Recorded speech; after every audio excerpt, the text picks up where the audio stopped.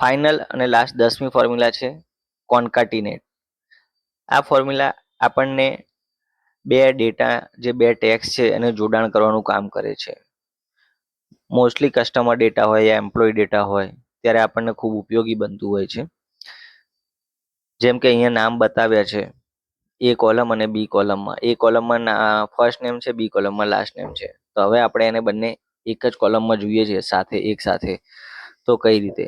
તો is equal to concatenate A column select કરીશું, comma B column. હવે જો આપણે આ પ્રમાણે કરીએ છીએ તો આપણને નામ સાથે આવી જશે પણ એ બંને વચ્ચે સ્પેસ નહીં મળે.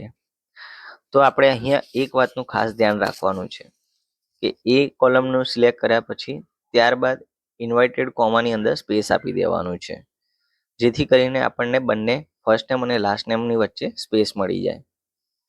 બસ આ જ ફોર્મ્યુલાને આપણે નીચે ડ્રેગ કરીને કંટ્રોલ ડી કરી દઈશું એટલે આપણને બધા કોલમમાં મળી જશે.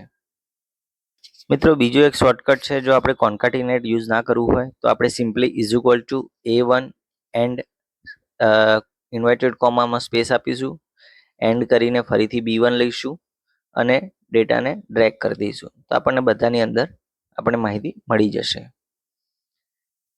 આ એક સેકન્ડ રસ્તો હતો. હજુ થર્ડ રસ્તો છે બીજો કે જેમાં આપણને કોઈ જ ફોર્મ્યુલાનો ઉપયોગ નથી કરવો. આનાથી પણ ઝડપી આપણે માહિતી જોઈએ છે તો આપણે કીબોર્ડની શોર્ટકટ છે કંટ્રોલ ઈ એનો ઉપયોગ કરીશું.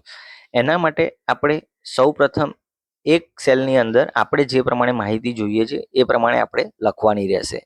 જેમ કે અહીંયા એમાં પ્રતીક છે, બીમાં પટેલ છે, તો આપણે પ્રતીક સ્પેસ પટેલ આપી દઈશું. ત્યારબાદ ડેટાને નીચે સુધી સિલેક્ટ કરીને કંટ્રોલ ઈ કરીશું એટલે આપણને એ પ્રમાણે વિધાઉટ ફોર્મ્યુલા આપણને જે જોઈએ છે એ પ્રમાણે માહિતી મળી જશે.